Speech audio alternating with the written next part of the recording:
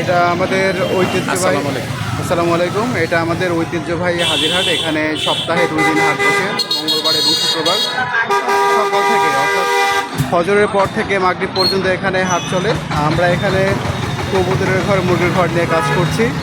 এখানে রেডিমেড পাওয়া যায়, পাশাপাশি আপনারা চাইলে কাস্টমাইজভাবে যে কোনোভাবে বানিয়ে নিতে পারবেন।